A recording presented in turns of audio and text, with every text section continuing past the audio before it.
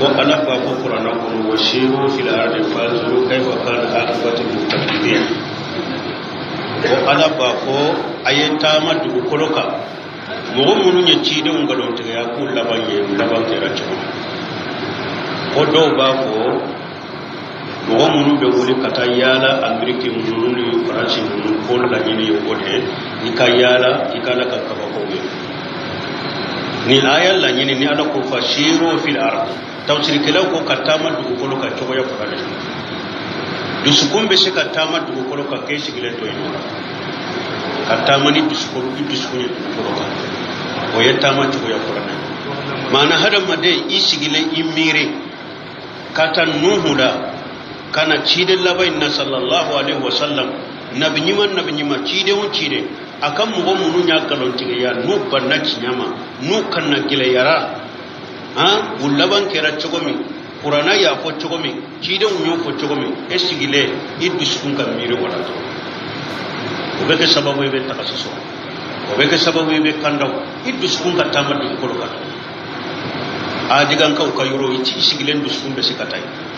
samu daga kaw kayro isigile iddu sukun be sikata munumune yemmin kara qur'ana ko tan shirkalaw yemmin fuye esigile iddu sukun ka tamadu ko lo ka mo munu nya chide galon tiga ala yemmin ke wala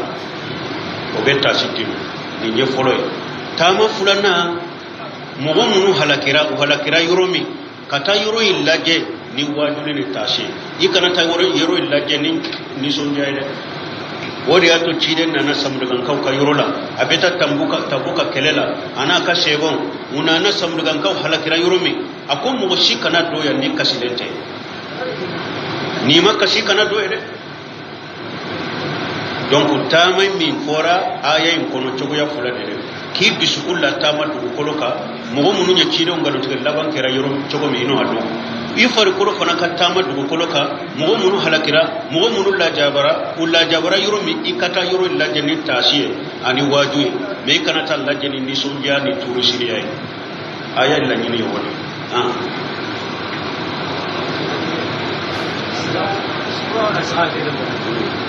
ya rana asulu daga ni me ra ha de ku na ya kame wa ya uji ne ka so an da ni wasa to ka so mana ka ana la ya ka so ni yanda ana la ya ka so ni na na kina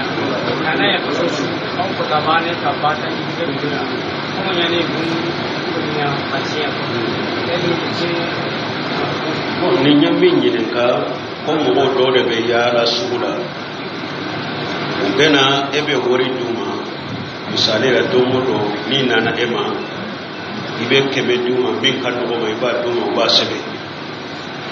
ulu beta maraye me dondo be do kun kuno ibo bila eyere de bo takadi uluma ko te sabe ibo duma ko mi kado ima foni jode la ni kam da fara ngele ne fara kalo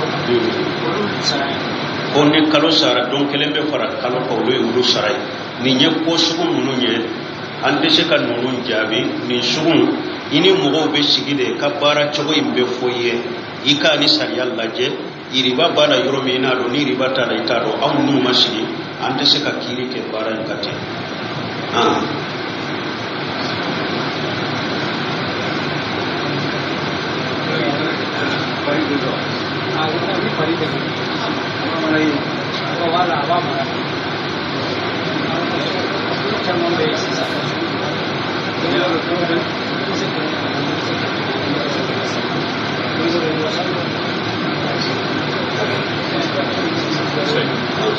سلوبي أنا جلد أبغى أنا سووا جلد أبغى أنا ناهرة أبغى أنا شاب سال وتري أنتاو ما سالي أبغى أنجي أنا بس هو يبغى بس واجب أنا أقول يقول كذا سالي أبغى والله هو كل مومي ترى أني المامي سافو سالي أي تراويهك مي المامي سيره وتري ما إيشجرا ima soka wotiri salla no be bore kate kaso be chogo ye chuna soso ni mo min be ni chogo ke khilafu sunna ye chuna soso ja be wotiri sunna e menye wotiri salla al mamin no fede kana sigi kan mamin jamato wotiri la kana ko kata ci den ko inna rajula idha qama mali imam hatta yansarfu kutiba lahu qiyamul layla irway dola ko sibati lahu qiyamul layla akoni che ni jora ka faral mamika ko kada salli be baynyana pew ala be sun mumem na la baraji takadima donc ko tal mami no bila sunnate woye sunna e minye be salli fu ka faral mamika ni sigira ka to wotir la yora kata ye sunna fu ko wala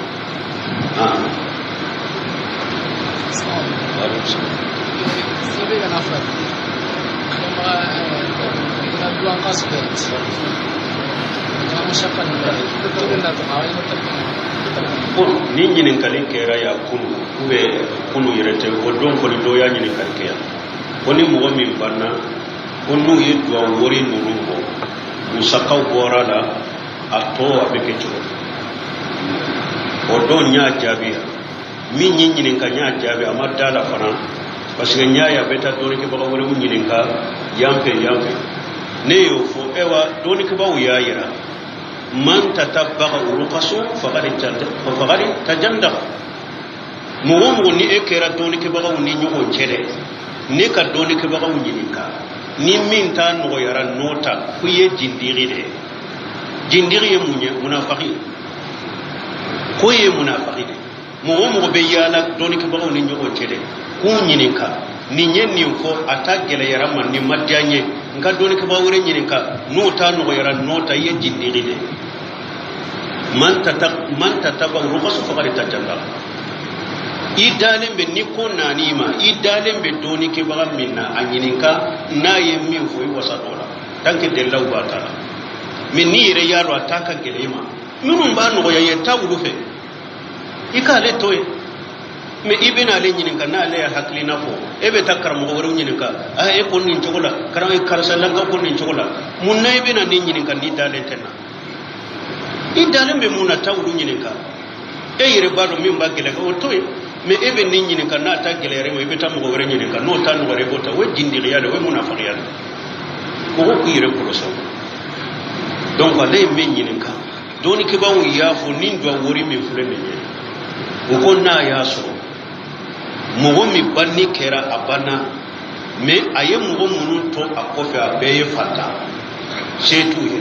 ubi anana furakeli de la ale banna furakeri yorola akademba ye fanta de setu ye nube sagi kata harika bora yoromi ni mo mi nyet de menta kadin nonu mo ka fanta nya kama bashi tala me don ke ba ko yere ita ke banni yoro ina direti be nyana de ibe se ka to yede wakati wore kofe ni e yere yadu nonu nye fanta munde wakati wore kofe ni jama charila e yere bena min duma ku de mena ibena duma o yere wuli fanta munde e mo fa o de me ko banni ndrode iu de menu ka fanta nyane basite nina me akana ke jama nyana iba to yede jama charila wakati wore ba ke me ka ke ladai minye setigeyo minje setigeyo ni banni kera abe ko mi jurdode ni ka mo sara fo ne fona ka do worude ko ni fona ta sara fo kana no do worude don ke ba ko le samasu ni ndete sunna ni ndete sunna e sara fo to manike sunnate kiden ko de akoni banni kera yoro mi de akoni banni kera ako banni kera yoro mi ayi dumuni de tobi kata do isnawu li ali jafar ta'ama akwai dumuni de tobi akata duma parce que ko nanuma num busu da dumuni tobi la dumuni de be sigi nyoko de be dumuni tobi mogo munun ka mogo banna o ka mogo banni keru masugulaye abe dumuni tobi abe ta duma o ba me jide ma wuri fo yo ako dumuni de ka tobi sanu tumbe madina wakato wuri je tumbe madina wakato fini tumbe o jide ma fo mogo kata ni saru ma fo mogo kata de wuri je ko ka dumuni de tobi ukata duma uka do ube obu bo barala me ambe wori munu fara nyogon ka duma sanga sigi de be fana jama de nyogon soro misiu de be fara sagu de be fara sanga sigi de be baru de be ke ni de ye wori takade kuluma yi de me obidia de la ubake ka bidia minke sanga sigi na de yi de me odela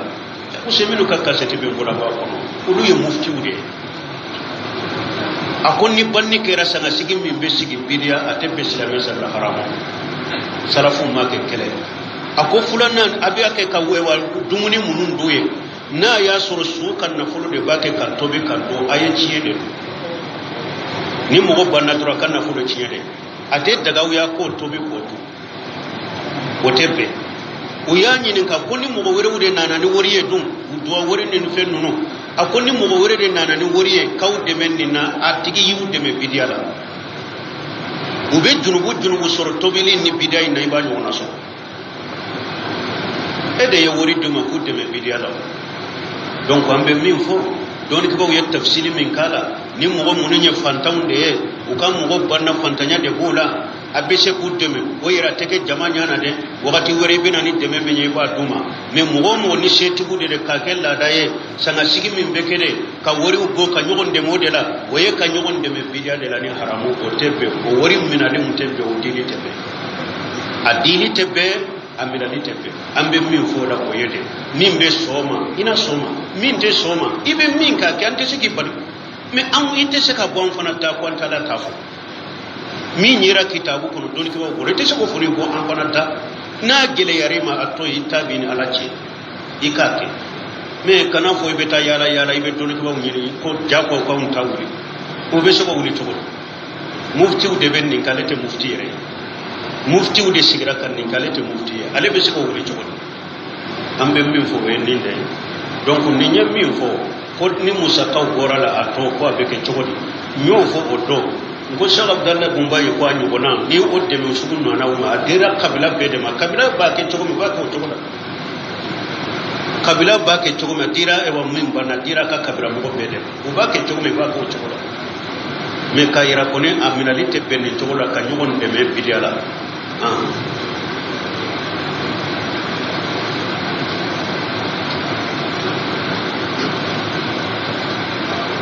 naida chadu biga sali anan kan ajobe ne kan pakati anga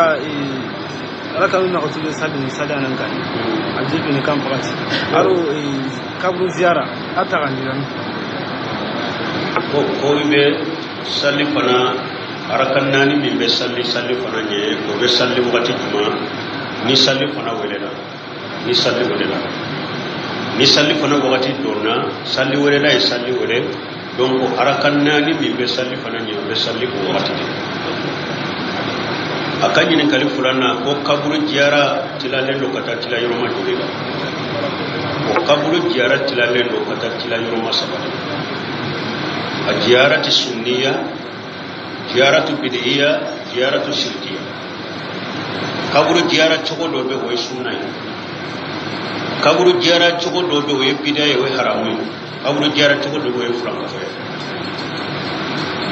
kaburu زيارة تقول من يسنة نيكا مغبنا تارا kaburu sola ni bedo kaburu sola ibafa assalamu alaikum أهل ديار المسلمين نحن بكم إن شاء الله داهمون يرحم الله المستقدمين منكم والمستأخرين وأسأل الله لنا ولكم العافية يغفر الله لنا ولكم إدون تو كبر صلاة إبي السلام بلا كنون دعوة ونا ياسر إبي كسو دا يردو إبي تاي كسو يرك كبر دا نسو نيسيلم بيرومي ibeta ijo ebi kodi koroma kinyeshi suma kafori kere lembila fanaka ni yesufo ni ba fe kadwa uke ibe yerema ki kodi suma kinyeshi koroma ite dwa uke kinyeshi lento suima ibe salamu bila suinka a kinyeshi lento ibeta ki kodi koroma kinyeshi suma kunya fana anyeda ube yoro bi binyeshi ama kafori bila abe komi ni hada maden nyana maya ni be foli bilaka ni be na juwa korto ni be foli bila suka ibe nyesha marika foli bilaka me ni na dwa wiro la iba fe ka dwa kai ikodi kebe wa ikodi kaburima ikanyesha kebla ba ikadwa ko sunna jara chugo yindi yala suimbe ido wa uba tido don ko ka kuma na ko kuma salenye minye kaburu ko dogolen ko de do an ko tola ko hadisa ko ni do nana do ni kuma ye nyogon su salina sahabari ala ko cide ko mugomo ni kam mo sara atumbe nyana mayra wakati ma tumbido ko ni tarafo alaba ni saga mabeka fo risali ni harisa kurena donc ba fo ninde sunna ka jiara ite fo nyini sufe sude mako be ela ibe do ke suwe ni jiara na fa damaro bala sukan na fa bala ibe do min ke suwe sukan na fa bala ni e ka do nunu minana suwe iba suratum be duguni la jaba dola ala bo akola ni ka do sabo yesu na fa e yere kan na fa munye folo yesu na ke kiren ko ne yetu nyaw bali kaburu jiara la me ayta kaburu jiara sisa ye kiren ka sunna ko o baraji biye afulanna e fana be wajo abe hakili jigi da baraka kiren ko tu nyaw bali kaburu jiara la me ayta kaburu jiara aba hakili jigi sayala na cogo do da ba hakili jigi da baraka donc o waju fana no hakili jigi fana sayala e fana boso o ye e kan na fa su kan na fa bala e kan na fa bala e sunna bato e wa abi hakili jigi sayala bi hakili jigi la ni nye sunna ka kaburu jiara e wa wakati tenni na de hari sufe ibe sekata kiden tara bagiya atara bo kaburu la bagiya sufe la kile kirata la sufila ta la don kere kere ta la karo kere kere ta la sanjir ma kere kere ta la wakati kere kere le ta la ni nye sunna ka jiara bidiya ka jiara mogo kata kaburu jiara eni ka korosu kata koibe ewa ala iridu hake do ke koibe eni qur'ana kata koibe hijigo hake do kalai koibe ekata shigiye koibe kulu hallahu shaytani kele kala ani ayatul kursi sula ube ki ewa ko suka yorola ko ibe do ke ninye su barkala made ninye su hera made la alla ninye ala dele aka kaburu kunna ala bin ka do jabi ninye bidiya jiara ninye haramu nin kaburu jiara togo ninye bidiya ninye haramu ima su delile me kon ka ala dele me mo nyuman do amba ka kaburu kunna ka ala dele la la la bin ka do jabi mo nyuman kaburu de yembe mo nyuman kaburu kunnu de la me ima suin delile ya ala de delile haram ala deliro te kaburu ya ala deliro mishiru de o be sujudi to ala deliro te kaburu mo kera mo nyumay chogo chogo ala deliro ta ka kaburu ala deliro mishiri kono nade ani sujudi to donc ni mo me tara kaburu jara din chogo la o ba fo ninde ba ziyaratul bidiya ziyara chogo kaburu jiara chogo sabana jiara to sinkiya oye fulan kafuya de kaburu be duguni dugule ka mobilu ta duguni dugu mobili talimi nyire fulin ni jamana kono duguni dugun jamana ni jamana ko be ta kaburu jiara la foro abe tama minken ni nye foro abe haramu tama ewa ni mo mi saran ni tama su ko fana da ko sedi su aw nyana sedu su ya dade be sedu su ya di mugoma kiden ko la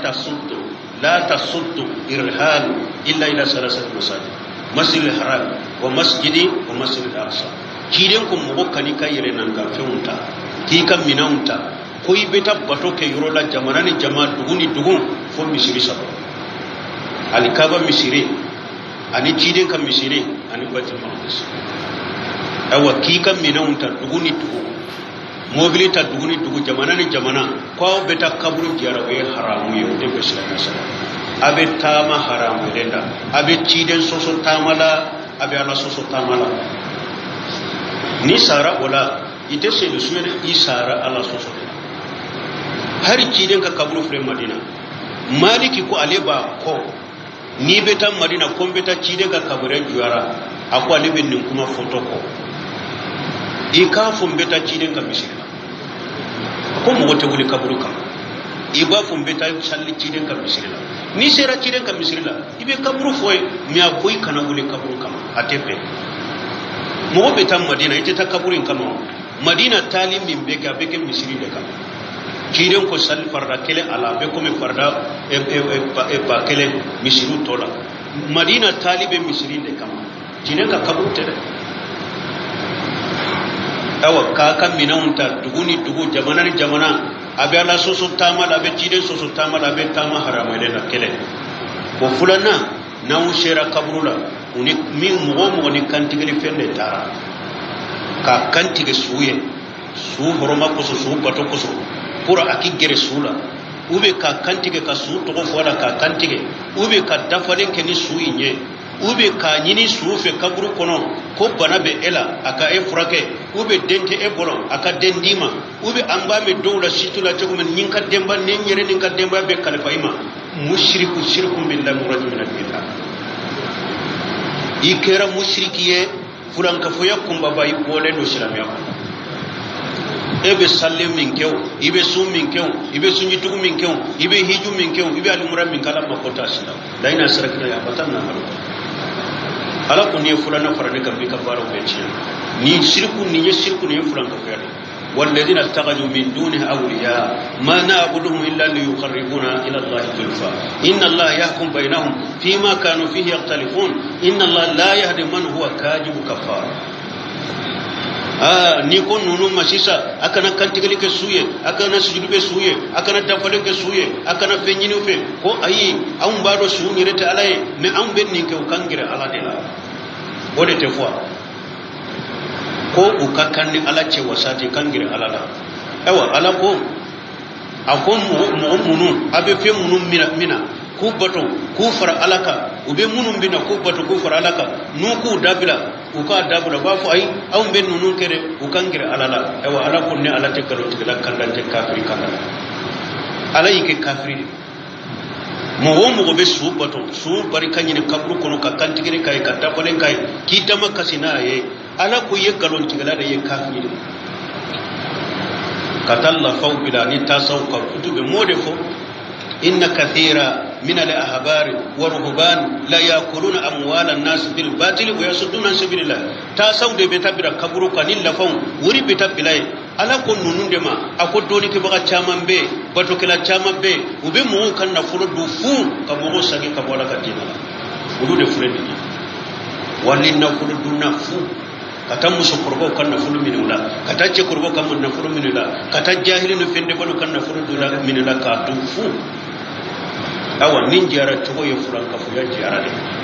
o fana de nyolu nyalen no jamana in kono ewa ni dina joli be minna iba fe ka ala ni dina jo kuma nunu de la fo